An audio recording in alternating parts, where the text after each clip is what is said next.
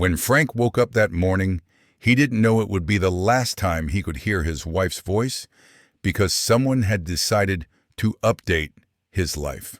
The silence in Frank Miller's house wasn't empty.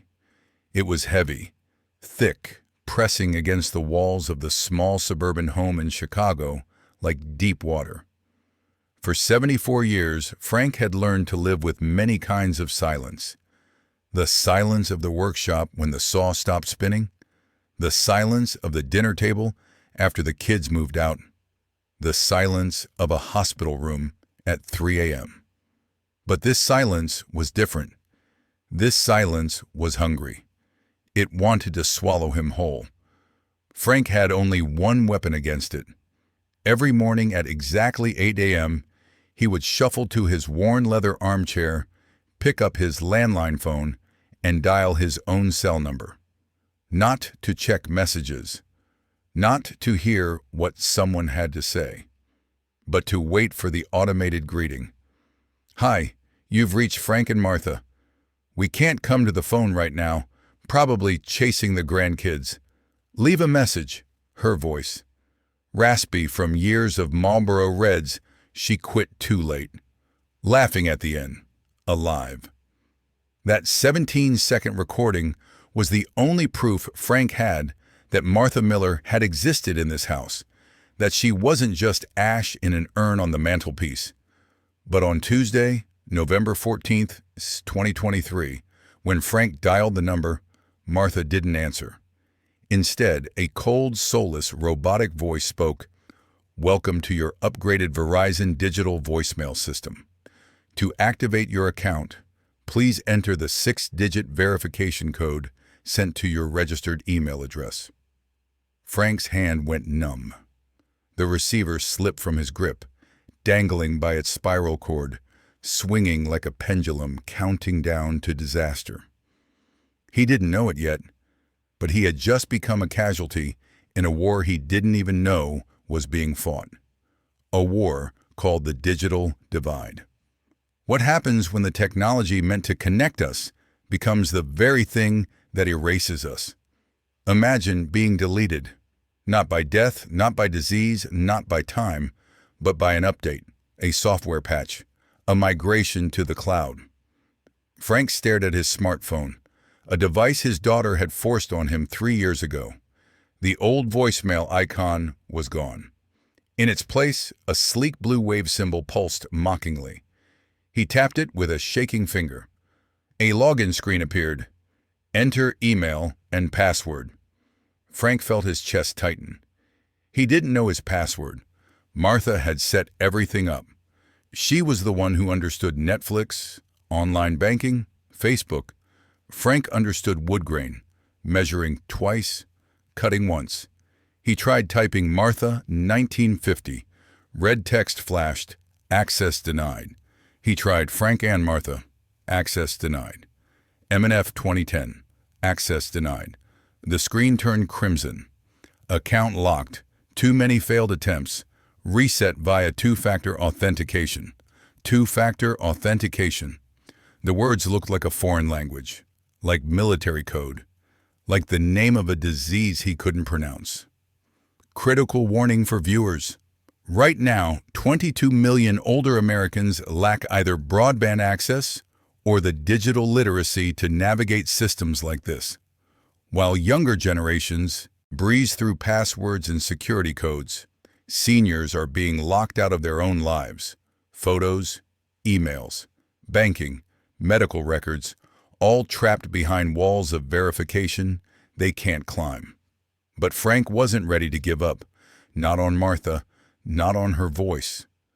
He grabbed his coat. The Verizon store was 15 minutes away in a strip mall between a nail salon and a vape shop. The glass doors slid open with a whoosh, releasing a wave of aggressive pop music and air conditioning. Inside, everything was white and chrome.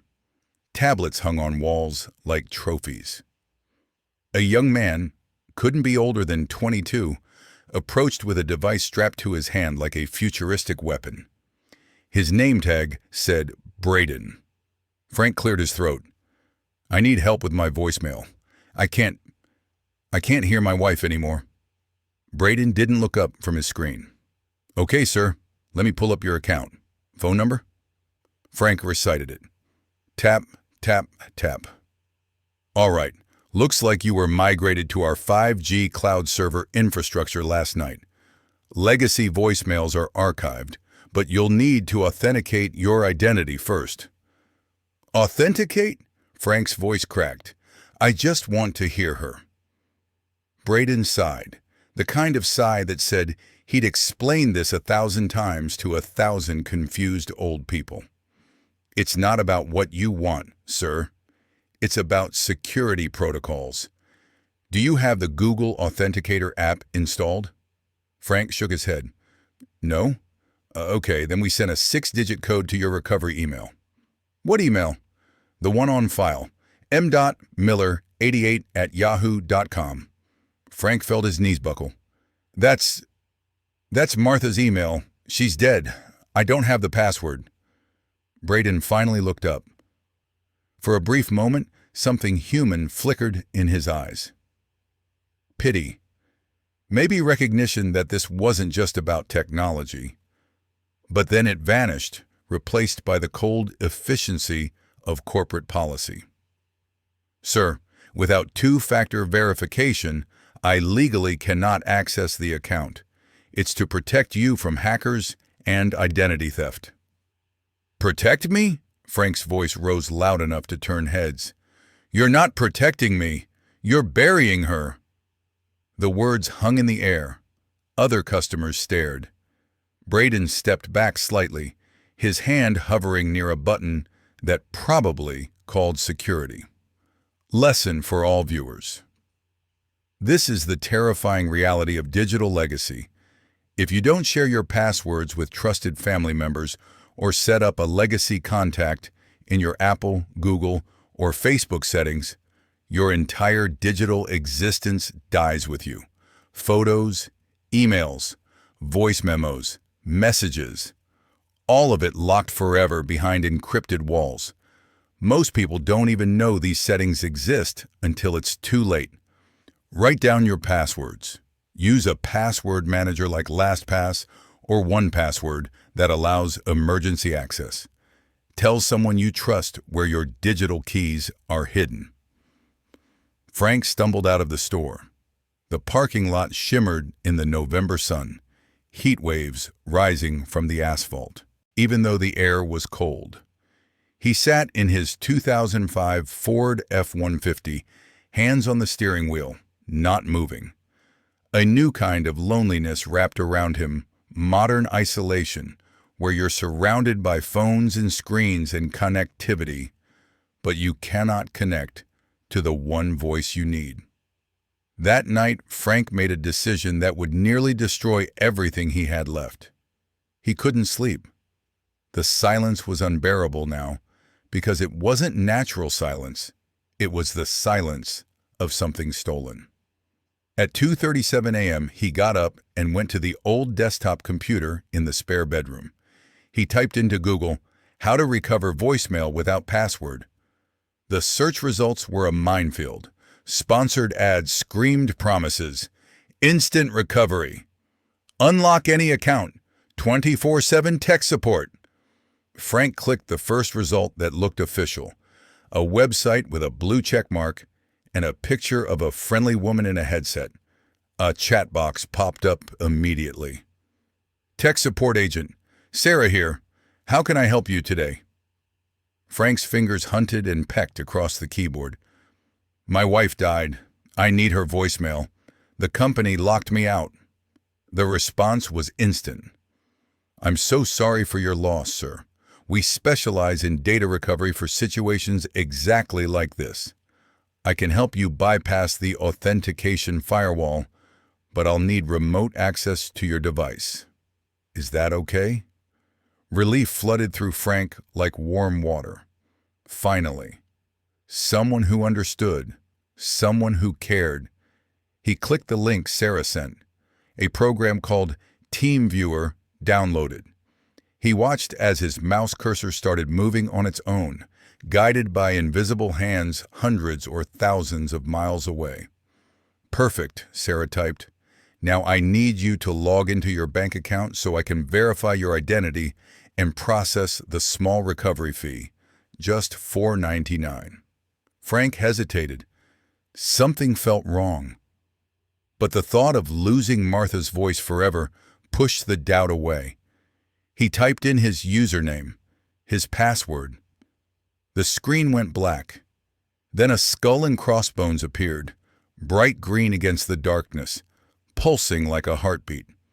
Text scrolled across. "Your files have been encrypted.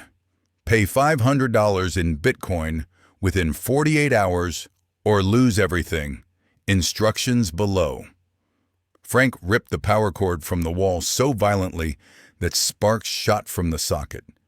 He sat in the dark, heart hammering against his ribs like a trapped animal. Critical alert for everyone watching. Tech support scams cost elderly Americans over $3.4 billion in 2023 alone. The criminals specifically target the digital gap. They know seniors are desperate, trusting, and unfamiliar with how real tech support works.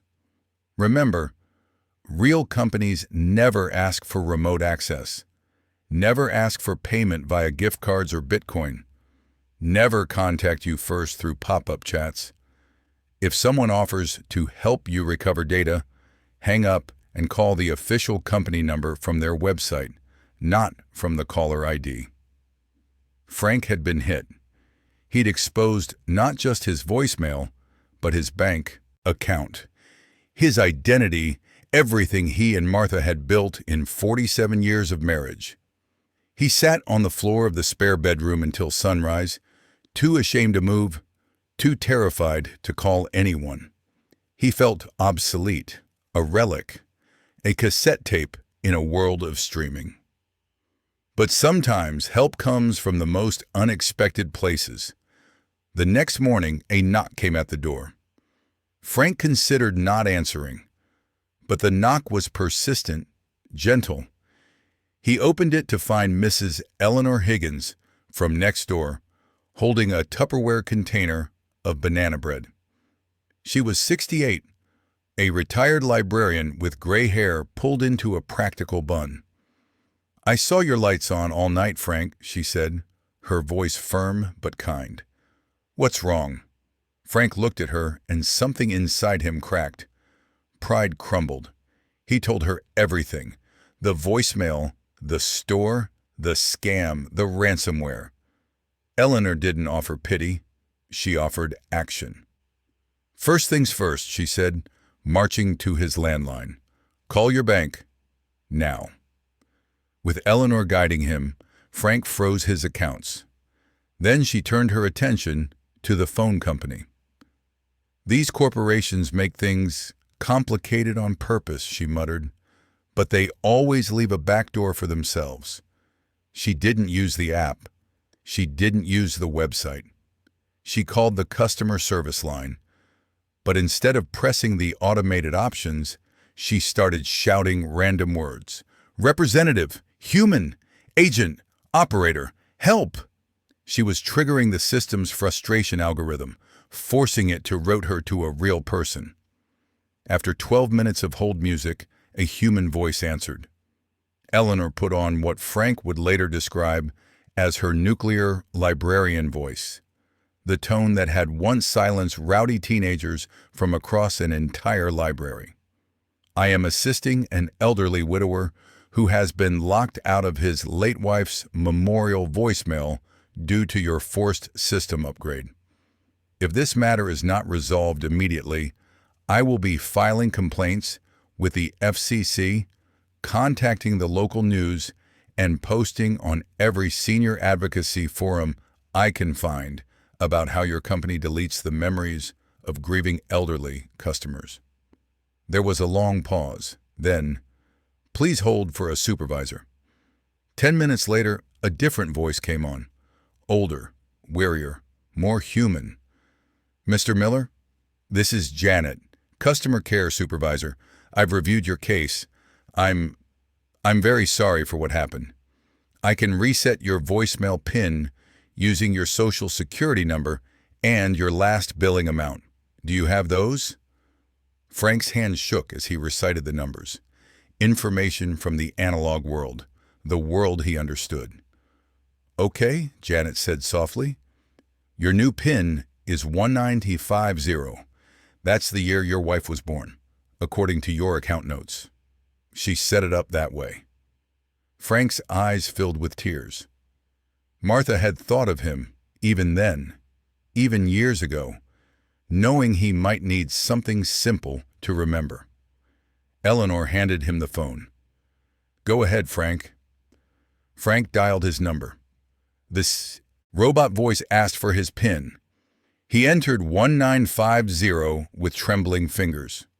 You have one saved message, a beep. And then, oh God, there she was. Hi, you've reached Frank and Martha. We can't come to the phone right now, probably chasing the grandkids. Leave a message, her laugh, her breath, her life. Frank closed his eyes and let the tears fall, hot and fast. It was just data stored on a server in some cold facility in Arizona. Just electrical impulses arranged in a pattern. But to him, it was her soul. But Eleanor wasn't finished, because she understood something Frank hadn't learned yet.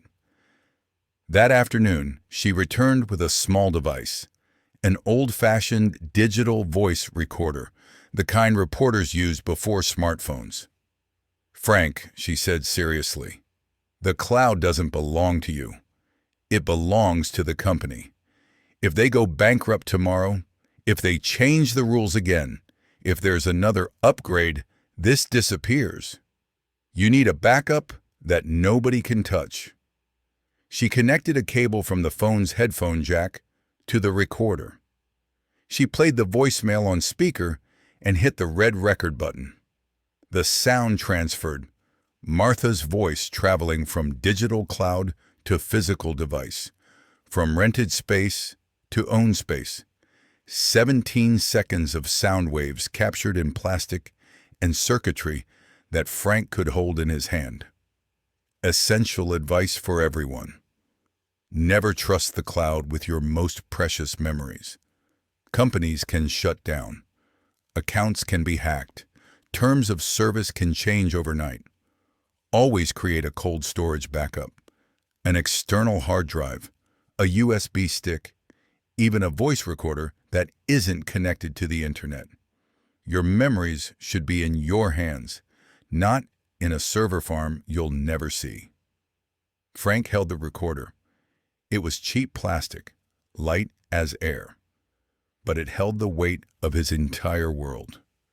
He looked at his smartphone, sleek, powerful, connected to the invisible network of billions, and then at the simple red button on the recorder.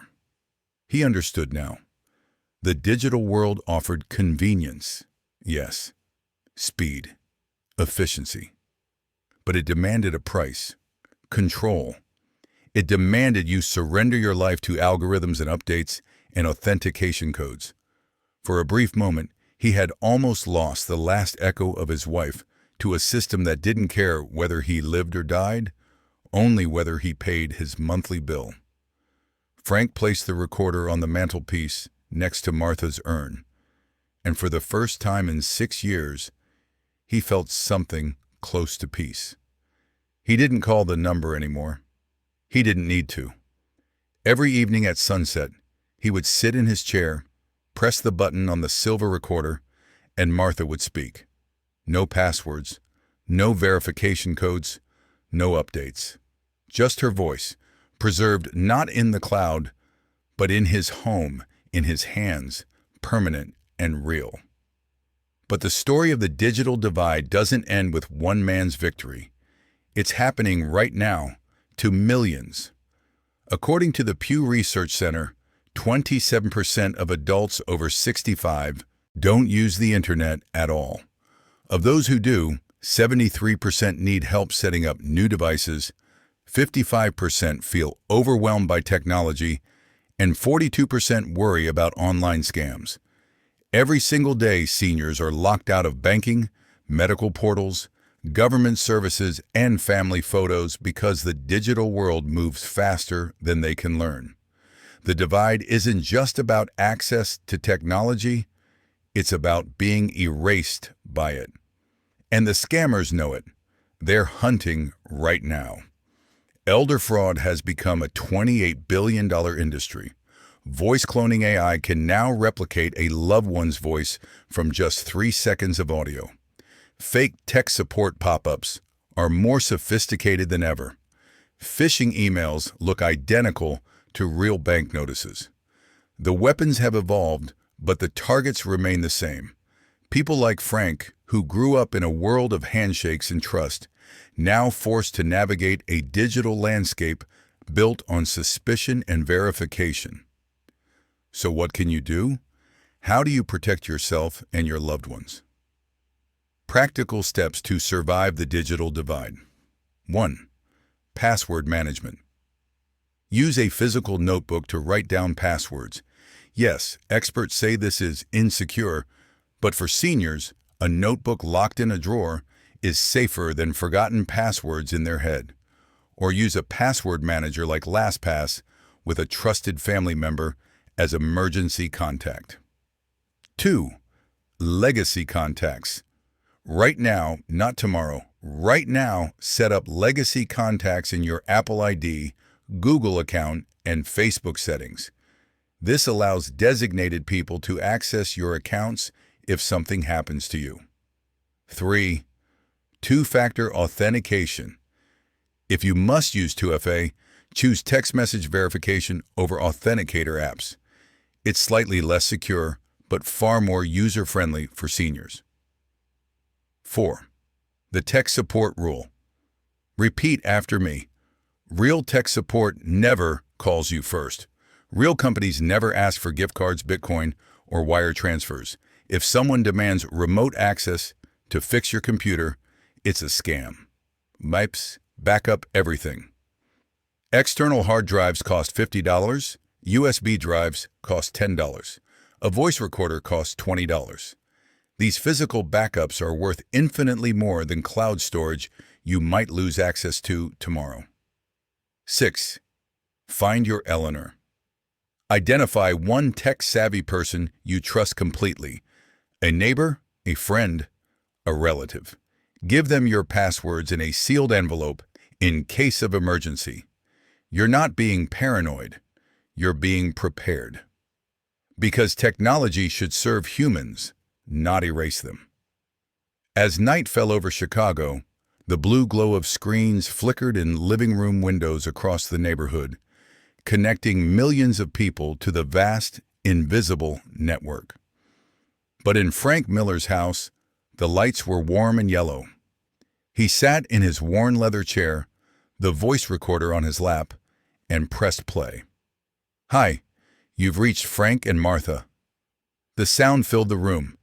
Analog and imperfect and absolutely real. No buffering.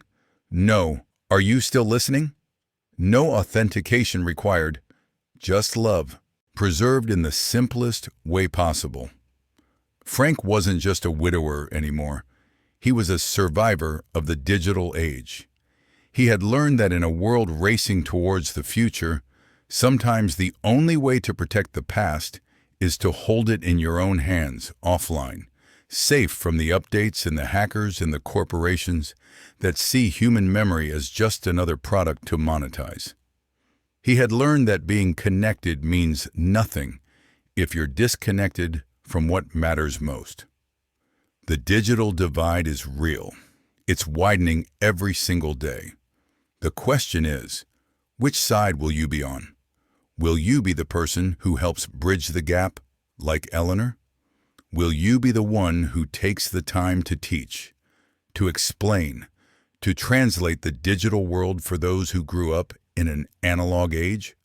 Or will you be the system that locks people out, that prioritizes security over humanity, that values efficiency over compassion? Frank closed his eyes and listened to Martha's voice, saved not in the cloud, but in his heart, in his hands, in the simple machine that required nothing more than the press of a button. The connection was perfect, clear, unbreakable. No password could lock it. No update could delete it. No scammer could steal it. It was his, and his alone, forever. And in that moment, Frank Miller, retired carpenter, widower, survivor, understood the most important truth of the digital age.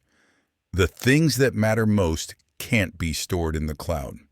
They must be held close, protected fiercely, and kept safe in the only place that truly matters: home.